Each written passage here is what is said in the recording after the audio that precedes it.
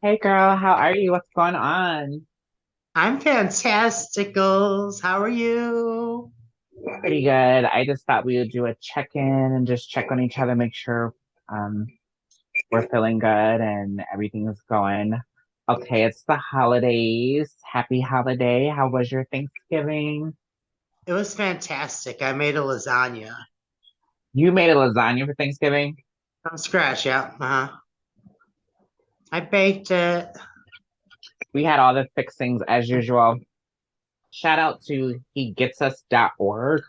Um, really good organization. Really happy to be a part of this organization and support them.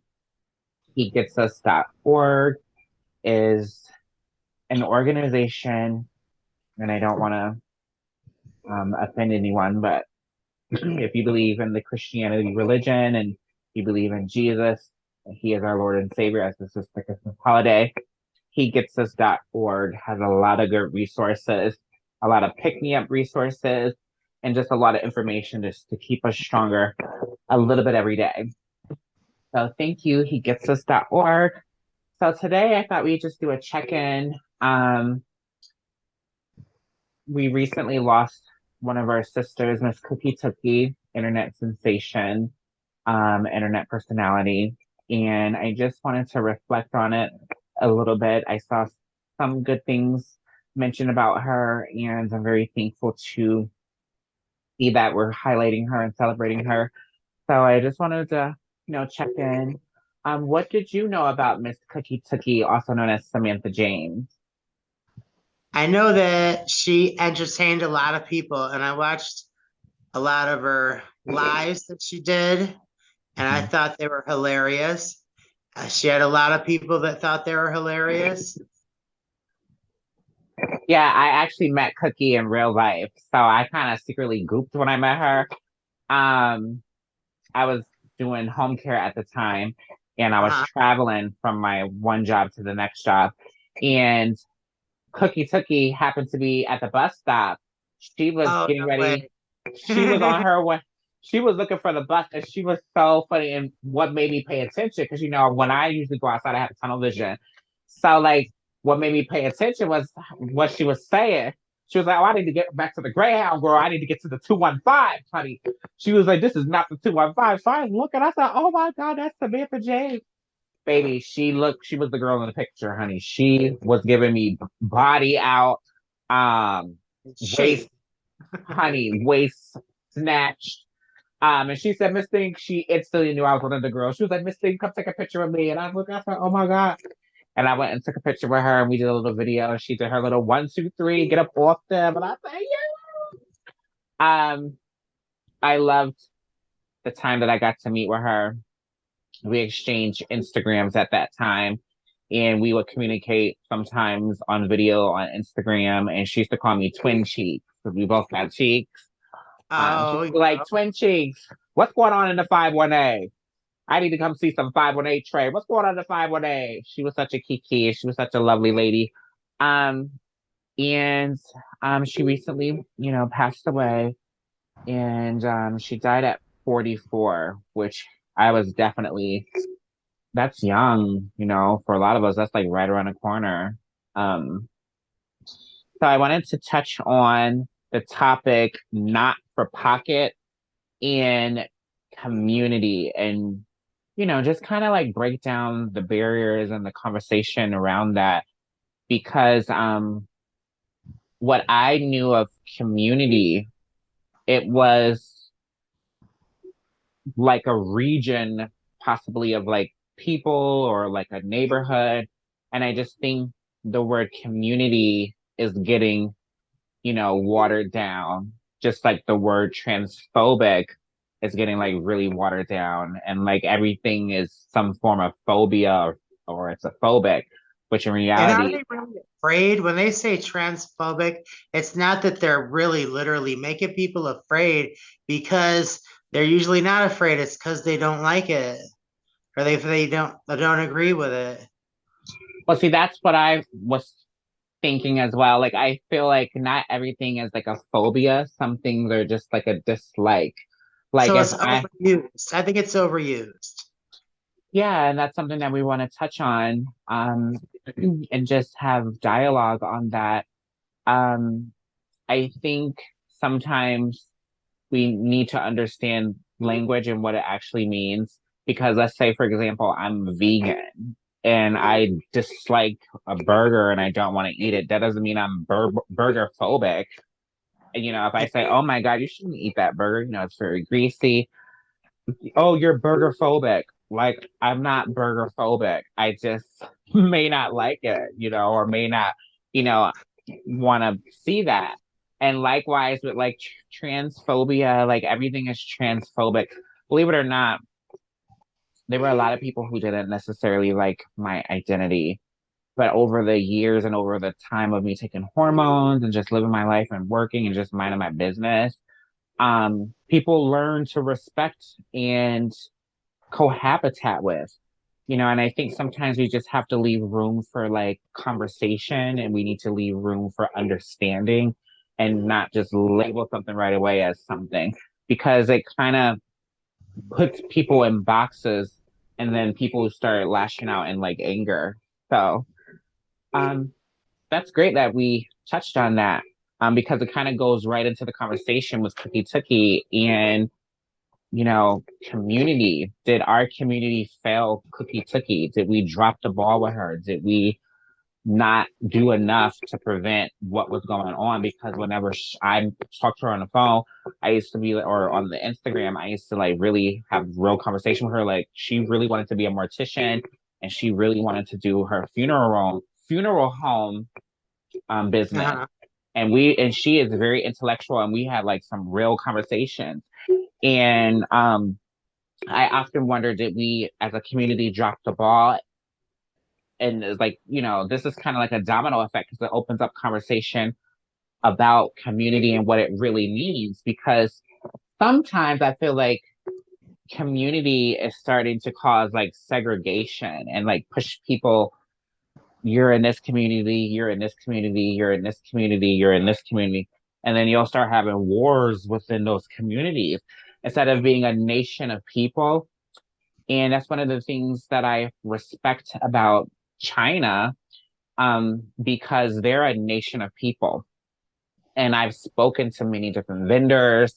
I remember when I had a conversation with one of my clients, they were saying how they felt like the conversation between the vendor and the person, the client, they weren't clear on let me just move my microphone. They weren't clear on the exchange, and they felt as if they weren't getting the deal that was presented on the vendor site.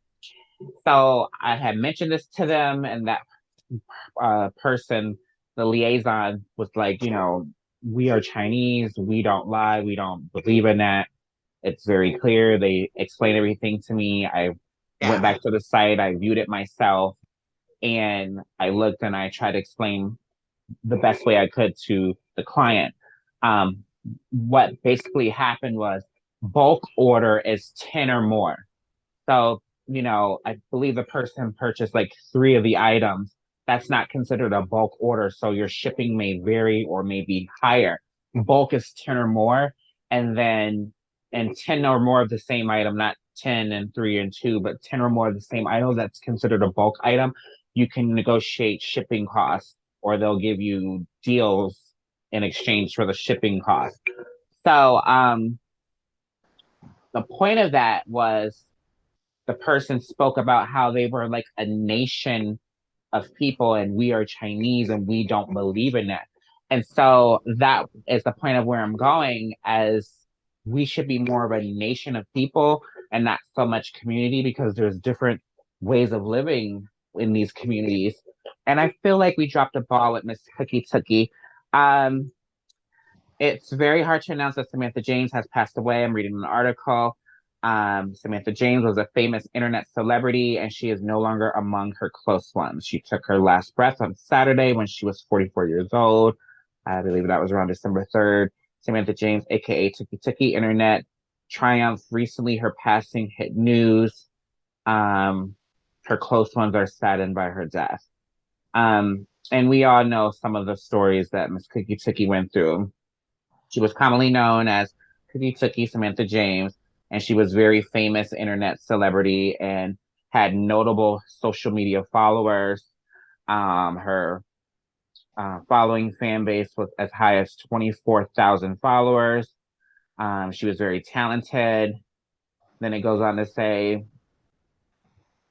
she did music, she had her show, and then she had the also public incident with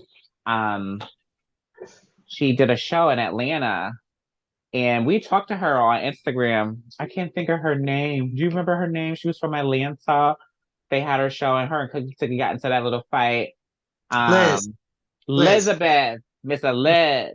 Yes, you remember her? she whacked, she whacked her. And that was public. And there was a situation like that here not too long ago. But anywho, back to the point about community and did we drop the ball with Cookie Tookie? I think so.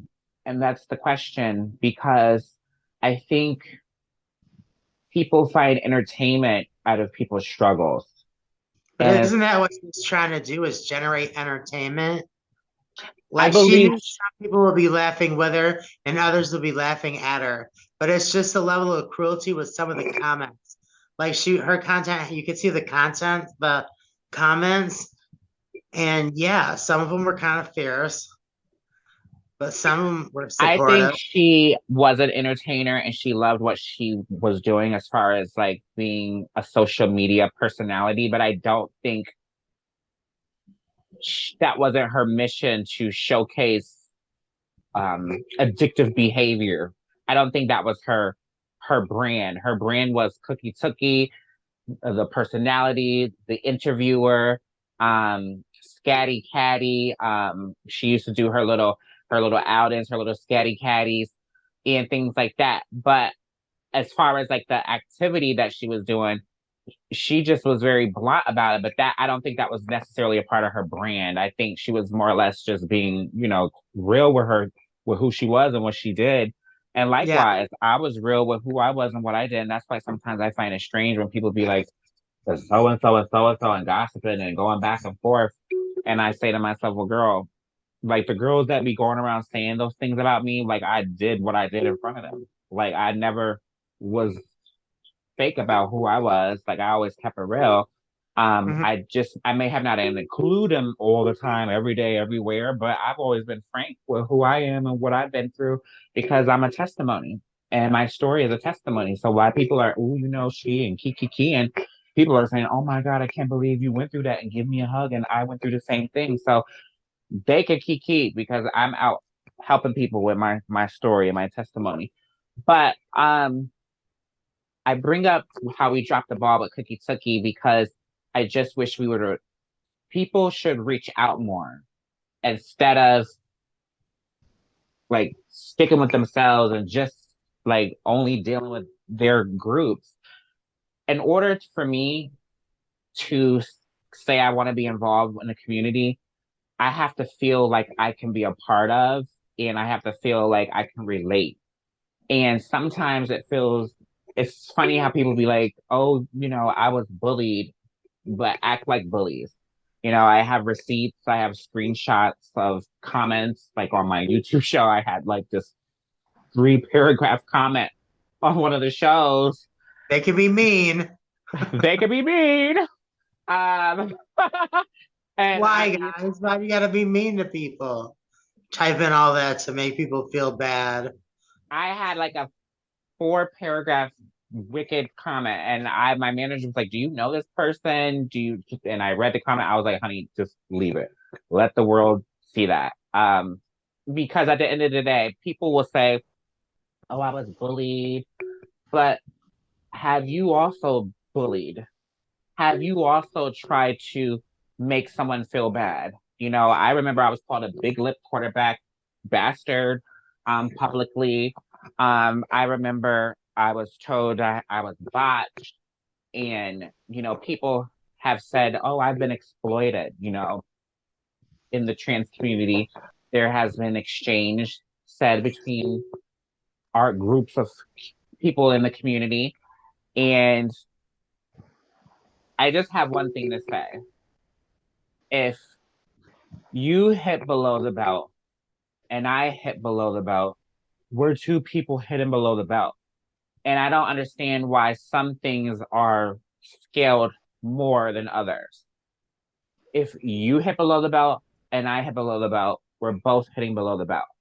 There's no such thing as, well, what you said is meaner and what you said is worse, because if you look at the volume, they equally weigh the same. And what I'm basically saying is,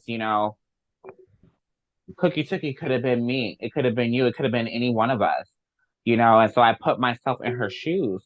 And I feel like, geez, everybody has said something. The point is, have you made an attempt to make amends? And I've made attempts. And there's something that I learned, and I stick with that. You're going to know when I've moved on, because I'm not going to care no more. I'm not going to show up no more. I'm not going to be worried no more. I'm not going to just be around. I have friends that I have been friends with since the 7th grade, and you know that, girl. I've invited you to my friend's house, whom I'm still friends with, that I've known since I was 12. So, like, it's nothing for me to just maneuver and keep it moving.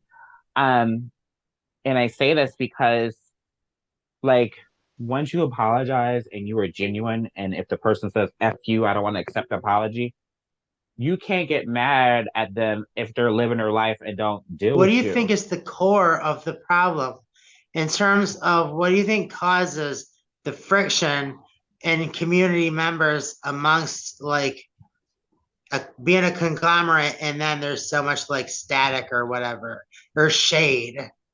You got to rephrase that, but I'll get to that after I make this point.